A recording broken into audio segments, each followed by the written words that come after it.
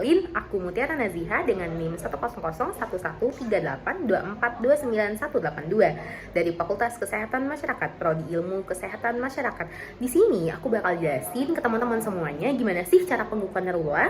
So guys, di sini aku membuat video tersebut untuk memenuhi UTS aku dengan mata kuliah ergonomi dan dosen pengampu Ibu Dina Wuldani. So, selamat menyaksikan. Oke guys, halo semuanya. Jadi di sini aku bakal jelasin gimana sih cara pengukuran rula. So guys, nah jadi sebelum kalian memulai untuk pengukuran rula ini, kalian harus ada objeknya dulu. Dimana objek tersebut harus kita ukur menggunakan aplikasi Angulus guys. Nah, aplikasi tersebut di-download di App Store ataupun Play Store. Nah guys, untuk pengukurannya itu udah keukur di Angulus. Nah, jadi berikut contoh pengukurannya. Jadi di sini ada namanya yang pertama itu pengukuran upper arm. Nah, ini pengukuran yang ini guys, yang 8,47 ini itu di pengukuran lower arm. Kalau yang satunya itu baru di upper arm. Jadi upper arm ini dimana dia ini pengukurannya itu di bagian lengan bagian atas ya guys. Jadi di sini. Nih, ini lengan bagian atas. Oke. Terus yang kedua ini dia itu pengukurannya di siku guys. Nah ini kan aku taruh sudutnya itu di siku. Nah hasil dari pengukuran lower arm ini didapatkan bahwa derajatnya itu 86,47 derajat. Sedangkan yang upper arm tadi itu di 32,55 derajat. Oke. Kita mungkin ke yang ini ya dulu ya guys. Oke. Jadi ini ada beberapa step. Ada bagian A dan juga bagian B. Nah, kita ada bagian A, ada bagian B, dan ada 15 step ya guys. Terus di 15 step ini ada 3 tabel. Tabel A, tabel B, ini tabel B, dan tabel C. Oke. Oke guys, yang di step pertama dulu. Di step pertama ini yaitu lengan bagian atas. Kita lihat, ini kan ada plus 1, plus 2, plus 2, plus 3, plus 4. Ini kan derajatnya itu, tangannya itu apakah terjadi pergerakan yang emang tinggi atau enggak gitu. Nah, dari upper arm ini kita lihatlah di pengukuran kita di angulus tadi. Di angulus tadi, upper arm kita itu 32,55 derajat, di mana ini tuh belum membentuk sudut 90 derajat. Jadi, kita lihat di sini bahwa ini tuh masuknya ke plus 2 atau di 20 sampai 45 derajat ya guys. Kita buat di sini itu adalah plus 2. Plus 2. Oke.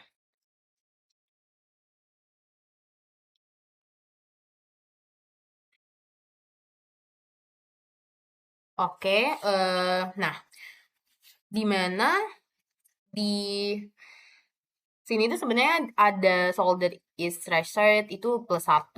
Kalau ada penambahan kayak gitu dia ditambah ya guys. Tapi terus juga yang di if arm is support ini atau our version is leaning ini itu jika di bawah lengan kalian itu ada yang menopang guys, maka itu dikurang min 1 ketika ada yang menopang. Tetapi jika tidak ya nggak dikurang min 1 gitu kan. Seperti contoh gambar aku tadi kan itu nggak ada penopangan guys, atau nggak ada yang ditopang. Nggak ada bawahnya itu nggak ada guys. Oke, lanjut di step 2. Nah, di step 2 ini atau lower arm itu di tangan ini apakah dia ada aduksi dan abduksi, apakah nggak ada gitu. Jadi dan juga terjadi pergerakannya gimana gitu. Nah, dari gambar yang kita dapat itu di lower arm itu dia 86 sampai 47 derajat, di mana ini tuh belum sampai 90 sih ya. Jadi itu di plus 2.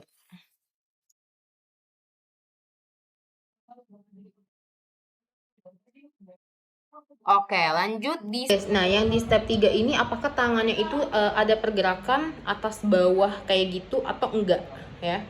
Nah, karena dan juga dia apakah ada penambahan kayak gitu atau enggak.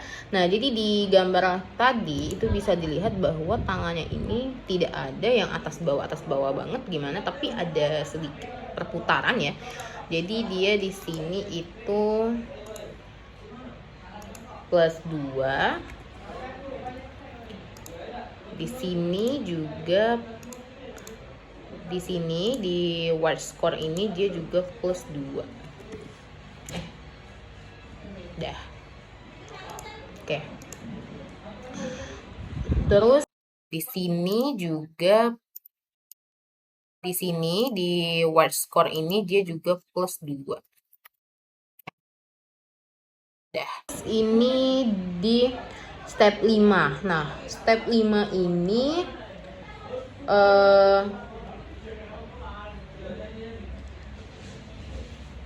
step 5 ini itu dari tabelnya guys, dari tabel A. Nah,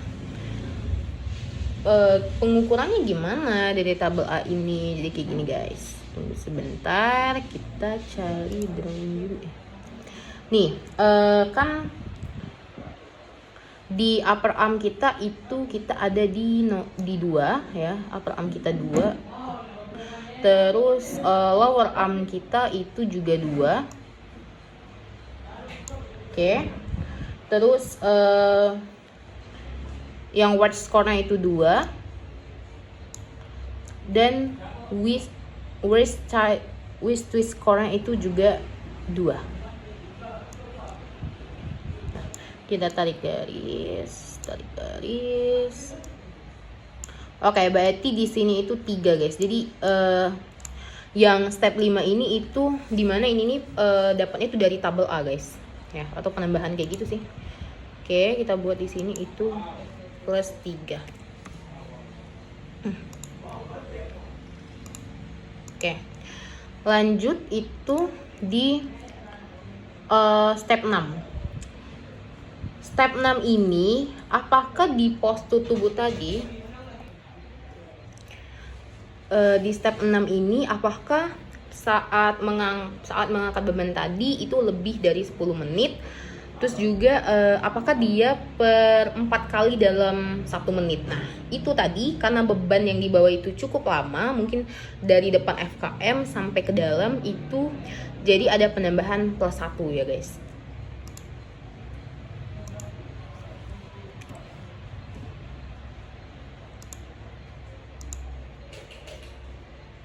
Oke, di step 7. Step 7 ini apakah beban yang dibawa itu cukup besar ya, atau misal dia lebih dari 4,4 atau enggak. Nah, di sini beban yang tadi itu cukup besar dan itu statis guys, dimana itu tetap di bahu sebelah kanan, enggak berpindah. Jadi itu dikasih tentunya plus 2.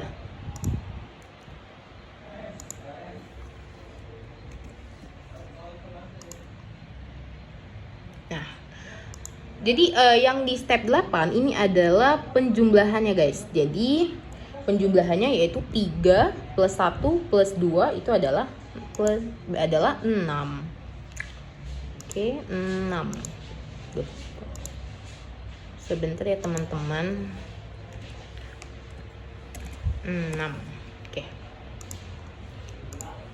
Oke,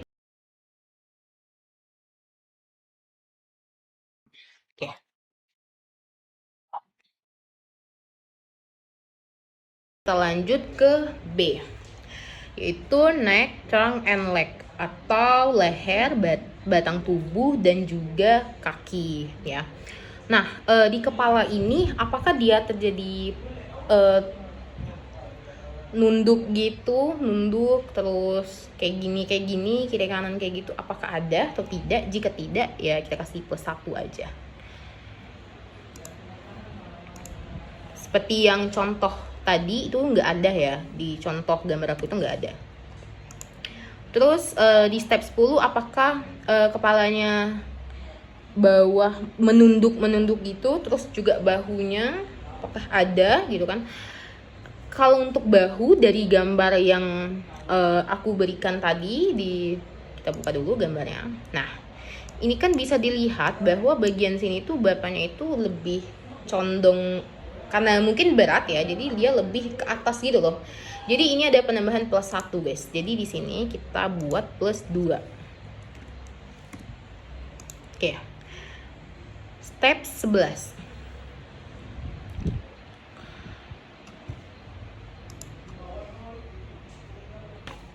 Oke guys, terus di leg score ini apakah kakinya nyaman atau enggak? Kalau dari fotonya tadi kayaknya nyaman-nyaman aja ya guys, karena apa namanya? Ya dia berjalan dari depan sampai ke kantin ya, harusnya dalam posisi nyaman ya. Itu kita kasih plus 1. Oke. Nah, untuk mengisi step 12 ini kita itu harus isi tabel B ini dulu guys. Nah, jadi kita isi tabel B-nya dulu ya. Untuk tabel B ini di next score-nya itu ada di 1 ya guys. Nih, ini kan 1 nih. Kita buat di sini 1. Oke. Terus leg itu di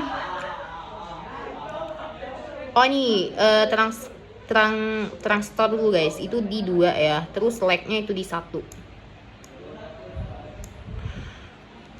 Kita kayak tadi garis kayak gini. Nah, sorry lo guys, udah lah ya. Iya, jadi di sini 2 ya guys. Jadi kita buat di sini 2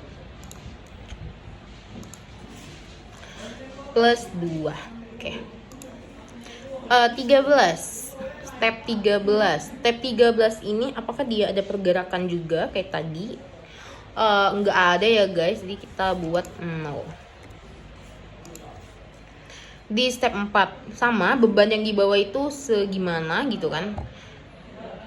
Beban yang di bawah itu sama kayak tadi guys, yaitu kardus besar yang ini. Jadi itu cukup berat ya nih. Jadi juga cukup berat sih menurut aku guys ya. Jadi kita sama kayak tadi itu kita kasih plus 2. Nah, oke. Jadi di sini di tabel di step 15 ini tinggal ditambahin 2 tambah 2 yaitu 4 guys. Tinggal ditulis aja 4. Oke. Untuk ngisi Lula score atau skor dari Lula ini biar kita tahu dia ada di posisi mana, skor mana, itu kita ngisi di tabel C guys ya. Ini tabel C. Nih, tabel C nih. Kita harus ngisi di tabel C ini dulu. Oke. Worst arm score-nya itu ada di 6 ya. Nih 6 nih. Terus neck trunk leg score-nya itu ada di 4. Ya 4 ya guys ya. Udah tinggal kita tarik garis. Nih 4-nya dari sini loh guys. 6-nya dari sini. Tinggal kita tarik garis. Dapatlah 6. Jadi skor Lula yang kita dapetin dari gambar tadi itu adalah 6. Dimana skor 6 ini itu di future investigation change soon, atau yang dimana harus ada perbaikan segera karena itu membahayakan. Jadi kita harus mencari perbaikannya.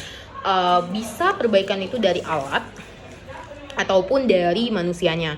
Kalau dari alat itu bisa kita menggunakan alat yang emang nggak ngebebanin di bahu sebelah kanan kita, karena itu takutnya akan menjadi cedera. Jadi kita harus mencari tahu guys ya. Bisa menggunakan alat direct gitu, jadi kita tarik gitu kan dia nggak terlalu berat kayak gitu guys. Oke, sekian penjelasan Lula dari aku.